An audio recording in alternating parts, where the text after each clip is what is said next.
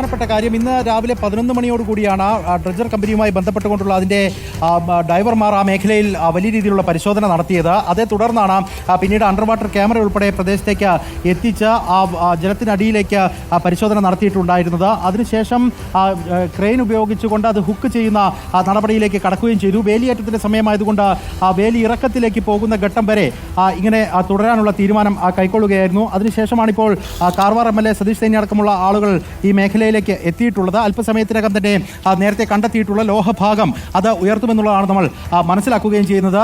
നമുക്ക് ലഭ്യമായ വിവരം അനുസരിച്ച് ഇപ്പോൾ നമുക്ക് ദൃശ്യങ്ങളിൽ കാണാം, ആ ഹുക്ക് ചെറിയ രീതിയിൽ ഉയർത്തുന്ന നടപടികളിലേക്ക് കടക്കുന്നുണ്ട്. നമുക്ക് ലഭ്യമായ വിവരം അനുസരിച്ച് നദിയുടെ അടിത്തട്ടിലുള്ളത് കറുപ്പ് നിറത്തിൽ ഉള്ള ലോഹഭാഗം എന്നുള്ളതാണ്. അത് വാഹനത്തിൻ്റെ ഷാസിയാണോ അല്ലെങ്കിൽ ചേസ് ഉൾപ്പെടെയുള്ള ഭാഗമാണോ എന്നുള്ളത് സംബന്ധിച്ചുള്ള വ്യക്തത ഈ ഒരു ഘട്ടത്തിലില്ല. ഒപ്പം തന്നെ ഏത് വാഹനത്തിൻ്റെതാണ് എന്നുള്ളത് സംബന്ധിച്ചും അന്തിമമായ ഒരു തീർപ്പിലേക്ക് ഈ ഒരു ഘട്ടത്തിൽ എത്താൻ കഴിയില്ല. പക്ഷേ നമ്മൾ പ്രതീക്ഷിക്കുന്നത് അർജുൻ്റെ വാഹനവുമായി ബന്ധപ്പെട്ട ഭാഗങ്ങൾ തന്നെയാണ് എന്നുള്ള സൂചനകളാണ്. ഇപ്പോൾ ആ ഹുക്ക് ഉയർന്നു വരുന്നതിൻ്റെ ദൃശ്യങ്ങൾ നമുക്ക് പ്രേക്ഷകരിലേക്ക് കൃത്യമായി എത്തിക്കാൻ കഴിയുന്നുണ്ട്. അല്പസമയത്തിനകം തന്നെ അത് മുകൾ തട്ടിലേക്ക് എത്തിക്കുകയും ചെയ്യും. വാഹന ഉടമകൾ ഉൾപ്പെടെയുള്ള ആളുകൾ ഈ മേഖലയിലേക്ക് ഇതിനോടകം തന്നെ എത്തി കാത്തു നിൽക്കുകയും ചെയ്യുന്നുണ്ട്. അവർക്ക് അക്കാര്യത്തിൽ അന്തിമമായ ഒരു സ്ഥിരീകരണം നൽകാൻ കഴിയും എന്നുള്ളത് തന്നെയാണ് നമ്മൾ പ്രതീക്ഷിക്കുന്നത്. ദൗത്യം ഇന്നിപ്പോൾ 6ാം ദിനത്തിലേക്ക് കടക്കുമ്പോൾ ആദ്യഘട്ടത്തിൽ ഇന്നലെ CP4, CP3 എന്ന് പറയുന്ന 2 പോയിന്റുകൾ അത് റിട്ടയർഡ് മേജർ ജനറൽ M ഇന്ദ്രപാലിൻ്റെ നേതൃത്വത്തിൽ നേരത്തെ രേഖപ്പെടുത്തിയതും അതേ തുടർന്ന് പിന്നീട് ആ മേഖല കേന്ദ്രീകരിച്ചുകൊണ്ട് സ്ട്രോങ്ങസ്റ്റ് പോയിന്റ് എന്നുള്ള നിലയിൽ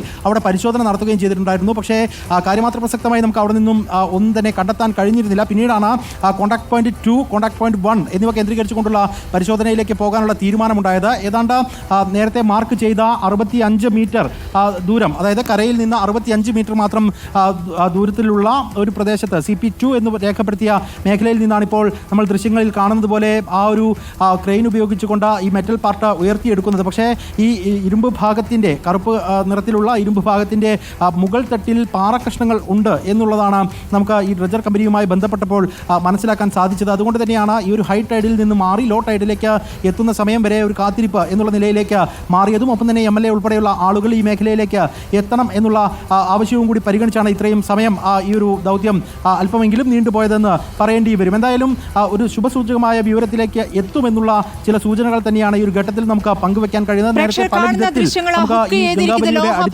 ഹുക്ക് ചെയ്തിരിക്കുന്ന ദൃശ്യങ്ങളാണ് പ്രേക്ഷകർ കാണുന്നത്. അത് പൊന്തി വരുന്നത് ആണ് നമ്മൾ കാത്തിരിക്കുന്നത്. അതിൽ പ്രധാനപ്പെട്ട തെളിവ് കാത്തിരുന്ന തെളിവാണ് എന്നാണ് മനസ്സിലാക്കാനാകുന്നത്. അതിൻ്റെ സൂചനകളാണ് ഇപ്പോൾ നമുക്ക് ലഭിക്കുന്നത്. അർജുൻ്റെ ട്രക്ക് കണ്ടെത്തിയോ? അർജുൻ്റെ ട്രക്കിൻ്റെ പ്രധാനപ്പെട്ട ഭാഗങ്ങളാണോ ഇപ്പോൾ അതിൽ ഹുക്ക് ചെയ്തിരിക്കുന്നത് എന്നാണ് അറിയേണ്ടത്. ലോഹഭാഗം ഒരു കറുത്ത ലോഹഭാഗമാണെന്നുള്ള സൂചനകളുണ്ട്. അത് ഇപ്പോൾ ഉടനെ തന്നെ ഉയർത്താൻ പോവുകയാണ്.